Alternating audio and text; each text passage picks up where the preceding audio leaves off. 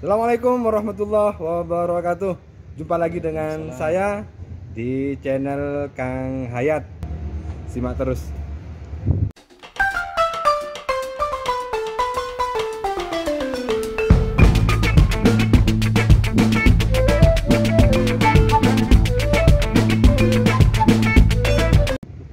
Yang belum subscribe atau yang belum subscribe, silakan di subscribe dulu. Jangan lupa tekan tombol loncengnya untuk terus mengikuti video-video terbaru saya. Caranya bagaimana Pak Usin? Misalnya kalau pengen menulis buku yang menarik dan marketable, kira-kira seperti apa Pak Usin? Cara menulis atau mulai dari awal sampai mulai dari buat outline atau mencari ide atau menemukan ide sampai ke menerbitkannya seperti apa kira-kira? Tentunya untuk menulis buku ada beberapa yang menarik dan marketable. Ada beberapa tips dan trik yang bisa saya bagikan kepada teman-teman semuanya. Yang pertama adalah kalau kita mau tahu marketable atau tidak, yang pertama tulislah buku sesuai kajian keilmuan kita, sesuai dengan kepakaran kita. Pasti. Agar Kenapa? Betul-betul paham tentang isi dari buku itu. Pertama kita akan paham isi buku itu, kemudian kita akan paham kira-kira ruang kosong mana yang belum terisi. Karena ini sudah menjadi bidang kita. Iya, karena sudah menjadi bidang kita, sehingga kita mengetahui ruang mana yang belum terisi dan sebaiknya apa yang harus kita isi menjadi sebuah buku. Dan buku itu menjadi novelty, buku yang kebaruannya tinggi, karena kita tahu sendiri bahwa oh ternyata dari semua buku yang kita pelajari masih banyak ruang-ruang kosong, dan ruang-ruang kosong itulah yang kita isi. Ya, seperti itu. Kemudian dengan kajian keilmuan yang kita miliki, tentunya kita bisa tahu nih buku itu yang seperti apa, isu yang seperti apa yang menarik di pasaran, yang sangat orang butuhkan. Ya tentu harus riset juga di lapangan ya. Artinya riset misalnya ke penerbit, atau ke toko-toko buku. Benar, bisa kita bisa lihat nih buku-buku mana yang paling banyak diburu oleh orang. Kajian-kajian mana yang paling laris ya. Termasuk juga mungkin nanti bisa riset di aspek citasinya ya Pak Husin ya. Benar. Menjadi bagian dari itu yang paling banyak dicari. Itu yang paling banyak dicari, benar. Kalau kita semakin mempelajari buku, kita mempelajari jurnal, atau kita bisa tergabung dalam suatu organisasi profesi, kita bisa tahu bidang ilmu apa yang paling sekarang lagi tren untuk didiskusikan. Nah itu juga penting, sehingga mengapa tadi saya bilang bahwa kita menulis buku itu harus sesuai dengan kajian keilmuan kita, karena kita tahu perkembangan ilmu ini sudah sampai di mana, ruang-ruang kosong mana saja yang belum terisi oleh penulis-penulis sebelumnya, dan kemudian kita sudah bisa tahu kira-kira dari ruang-ruang kosong itu kita bisa mengkompilasikan dan mensintesis berbagai kajian-kajian literatur menjadi suatu buku yang menjadi ciri khas kita. Nah, itu yang marketable ya. Itu kemudian kita bisa tahu nih bidang ilmu apa saja yang kekinian yang sangat dibutuhkan juga untuk bisa dikaitkan ya. Iya bisa. Misalnya seperti COVID misalnya. Bisa. Nah bisa dikaitkan dengan keilmuan kita bisa. Yang kemudian menjadi sebuah buku. Nah bisa, misalkan katakanlah saya bidang ekologi, saya bisa menulis bagaimana penyebaran COVID dalam perspektif ilmu ekologi. Wah itu pasti banyak orang yang cari itu. Karena ilmu kebaruan bisa mengkoneksikan ya. Bisa mengkoneksikan. Dan itu sangat banyak dicari mungkin. Sangat banyak dicari karena rasa ingin tahu orang, kemudian ini sesuatu yang baru. Apalagi dari bidang keilmuan ekologi sendiri mungkin juga banyak dicari. Kira-kira apa sih hubungannya atau ada keterkaitannya? Iya. Karena dan itu juga bisa berkembang ya. Bisa berkembang karena lagi-lagi dikembalikan lagi kepada kajian keilmuan kita. Kalau kita sudah semakin banyak literatur yang kita baca, semakin filosofi ilmu itu kalau kita sudah pegang, apapun bisa kita jadikan buku. Iya. Isu apapun dari bisa berbagai bisa, aspek ya. Sangat. Aspek satu aspek yang spesifik bisa kita kembangkan bisa menjadi buku. Makanya intinya adalah bagaimana kita benar-benar konsen di bidang ilmu kita.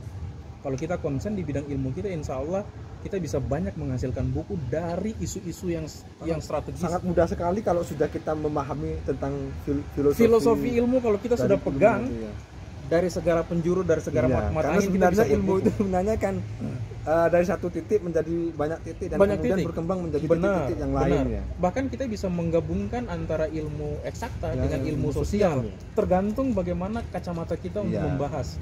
Nah, itu juga sangat menarik sebenarnya. Sangat menarik. Kalau misalnya kita bisa menjadikan buku dan bisa dibaca oleh banyak orang. Bisa dibaca oleh banyak orang.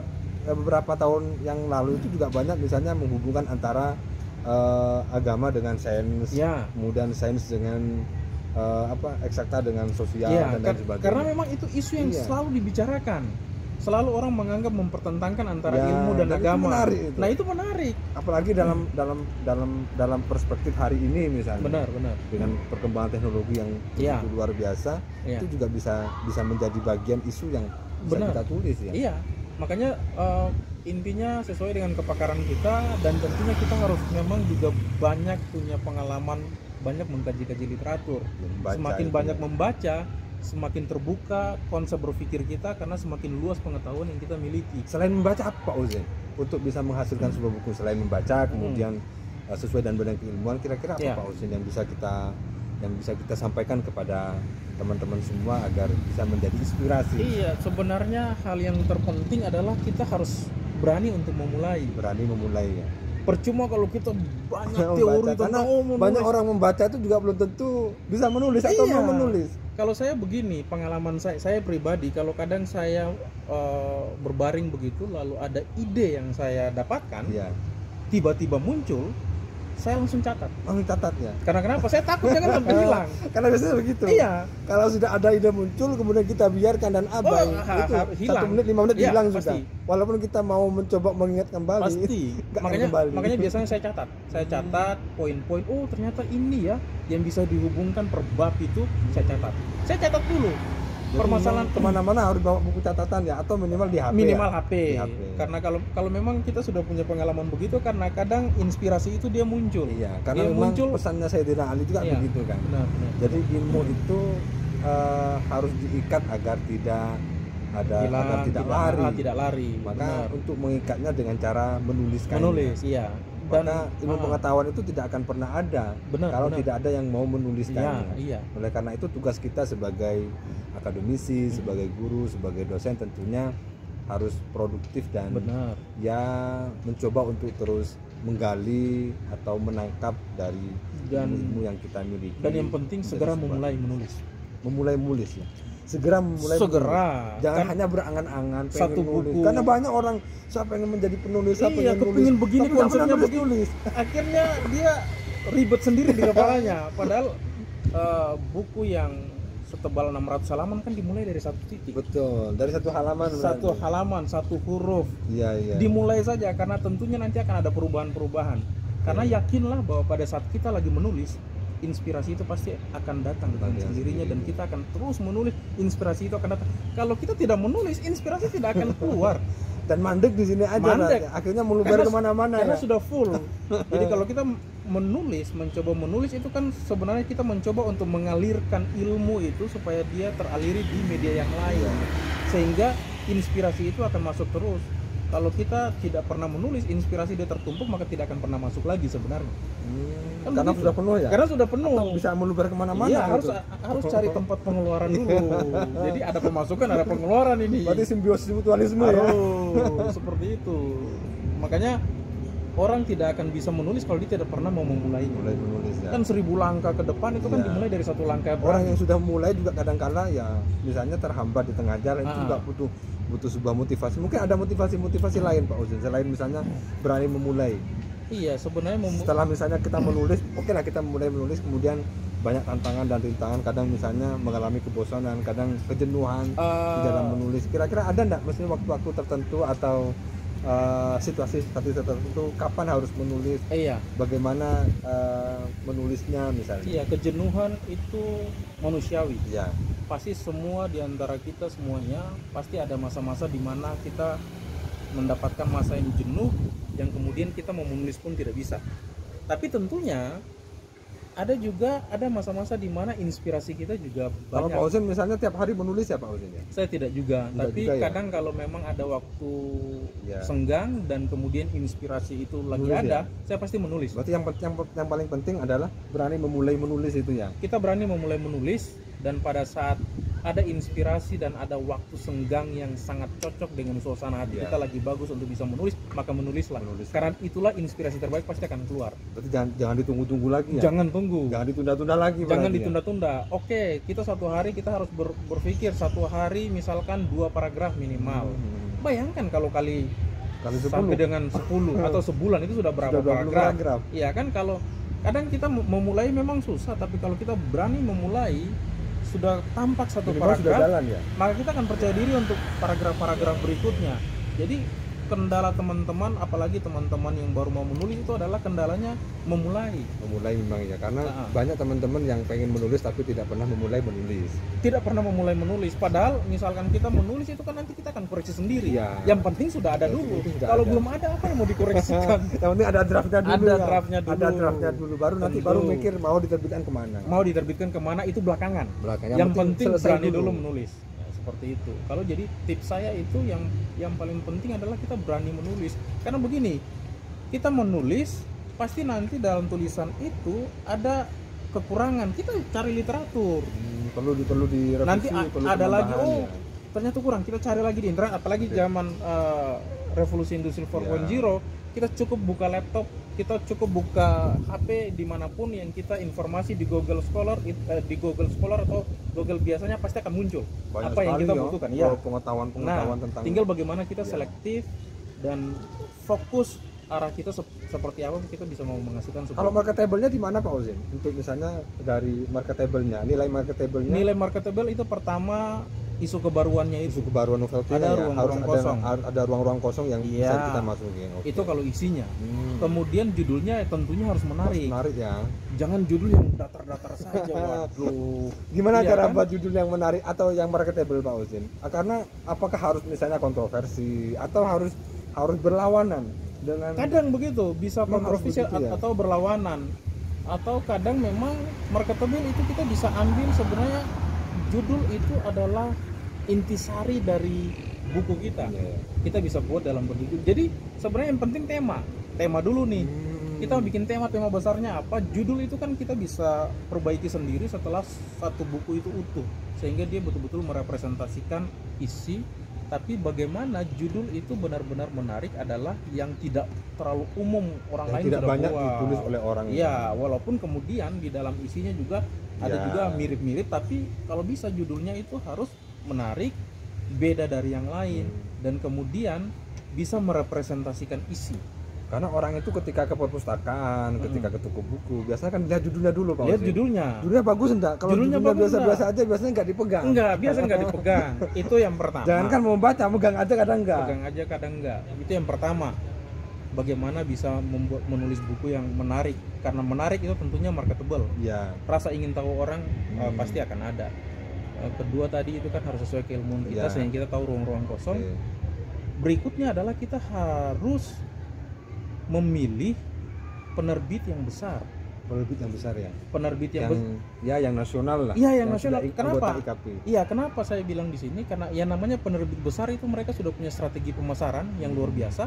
Mereka juga sudah punya jejaring pemasaran Ya, yang ada luas. tersebar di seluruh Iya. Indonesia ya. Percuma kita menulis buku yang luar biasa besar, tapi menulis di penerbit kecil yang tidak punya jaringan pemasaran yang luas, maka orang tidak Tapi akan mungkin pernah membaca memulainya buku. dari penerbit kecil dulu. Boleh. mungkin, Pak. Seperti Pak Saya Ozin dulu tadi itu. seperti itu. Penerbit kecil, Penerbit kemudian kecil sudah dulu tahu, untuk semakin ya. percaya diri kan, lihat ternyata buku saya Iya. kayaknya Baru bisa menarik nih. dilempar ke Baru bisa mayor, dilempar. ya. Jadi ada tahapannya. Iya, ada Kalau tahapan. teman-teman yang tidak terlalu percaya diri boleh Ya. mengikuti cara saya. Ya. Menulis dulu sekedar katakanlah mungkin 100 kopi. Ya. Bisa disebarkan ke mahasiswa Itu kan atau menjadi teman. motivasi juga Itu bagi motivasi. diri kita. Wah, kita bisa lihat oh, ternyata kita mau buku kita bisa berkembang, bisa dibaca lagi oleh banyak orang. Kita ke penerbit besar, karena tentunya mereka juga akan melihat kapasitas Ya, itu. karena kita juga bisa tahu lah di mana kelemahan kita, Iya. bagaimana Di mana kelemahan ya, Iya. kita akan merevisi. Iya. Yang berikutnya adalah kita harus menulis buku yang pasarnya itu luas. Ya kan? Katakanlah saya bidang ilmu ekologi. Dalam bidang keilmuan itu sendiri berarti ya? Iya, katakanlah saya bidang ekologi. Jangan saya berpikiran bahwa yang akan membaca buku saya adalah mahasiswa. Mahasiswa di bidang ekologi saya. Waduh, ya. enggak. Harus misalkan buku ini saya menulis untuk bisa dibaca juga oleh birokrasi. Sebagai pengetahuan ya. Iya, bisa juga dibaca oleh LSM. Bisa juga dibaca oleh praktisi-praktisi. Jadi makanya buku saya itu misalkan buku tentang ekologi, tapi judulnya Ekologi Perairan Tropis, Prinsip Dasar Pengelolaan Sumber Daya Hayati Perairan. Judulnya itu begini, dengan membaca buku ekologi ini, maka untuk mengelola kita sudah bisa tahu karena prinsip-prinsip pengelolaannya ada. Berarti termasuk pemerintahan juga bisa pemerintahan membaca, wajib, birokrat bisa membaca ya. Birokrat, pemerintahan, akademisi, Ya, mahasiswa, LSM semuanya baca. Jadi kalau kita berprinsip, makanya itu tergantung kita nih isunya seperti apa dan pangsa pasarnya seperti apa. Nah tentunya kalau terkait dengan pangsa pasar yang luas, bahasanya juga harus bahasa yang jangan terlalu bahasa dibangun. ilmiah. Bahasa ilmiah, birokrasi nggak bisa baca, mahasiswa juga Iya, nggak bisa mahasiswa baca. nggak bisa baca, sudah pusing mereka duluan. Buatlah ini kalimatnya kalimat apa? kalimat Masa harus apa? mencari Makanya kamu? begini, orang yang biasa pandai terbiasa menulis opini, Iya. pada saat mereka menulis buku pasti insya Allah Pasti marketable bisa. karena mereka tahu bagaimana Karena pembacanya segmentasinya luas. Segmentasinya luas. Mulai dari anak SMA mungkin sampai ke Iya. orang tua bisa membaca. kadang ya. jangan kita selalu sombong dengan wah tulisan kita Ilmiah semua. ilmiah banget.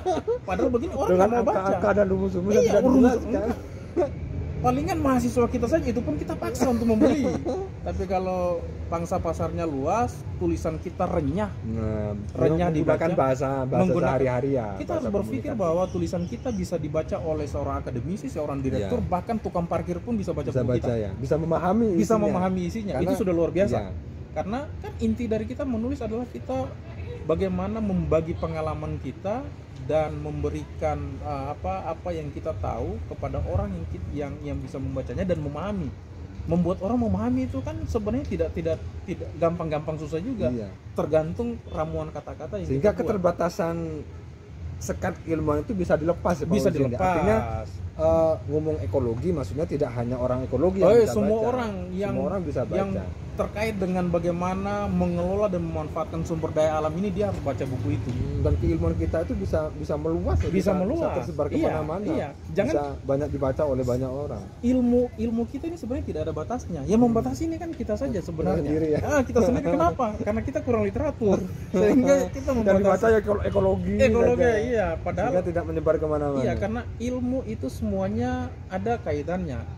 Yang membedakan itu atau yang membagi itu kan cuma kita saja. Iya. Kalau kita berbicara ekologi, misalkan Iya. saya membahas tentang ekologi, tentang bagaimana sumber daya alam ini harus dimanfaatkan. Tentunya di situ ada ranah hukum dan politik di situ. Masuk juga ya. Iya, ada sosial dan kebijakan juga budaya. ada ya? Iya, karena bagaimana suatu sumber daya alam itu dia manfaatkan tergantung aspek sosial, ekonomi dan budaya. Jadi bagaimana tentunya kita aspek dari sisi ekologi, tapi kita juga sedikit menyinggung terkait dengan masalah sosial ekonomi karena semuanya punya hubungan. Artinya satu sama lain juga bisa berhubungan dan Iya, berkaitan ya. Karena sehingga- bicara ekologi itu tidak hanya bicara tentang keilmuan, tetapi Tidak. bicara tentang banyak Kehidupan hal, sebenarnya, kehidupan. memang banyak hal. Makanya seperti Termasuk itu. ilmu saya misalnya juga bisa dikaitkan dengan ekologi. Bisa, Pak Hussein, kenapa ya. tidak? Dalam konteks yang lain misalnya juga Tentu. bisa. Dan itu juga bisa menjadi buku ya. Dan yang bisa mengkaitkan itu adalah orang yang mempunyai sering baca. Iya. Makanya kita perbanyak baca, kemudian kita jangan terlalu sempit pemikiran dalam hal ekologi ini. Sudahlah, ini untuk mahasiswa saja. Waduh, itu terlalu sempit.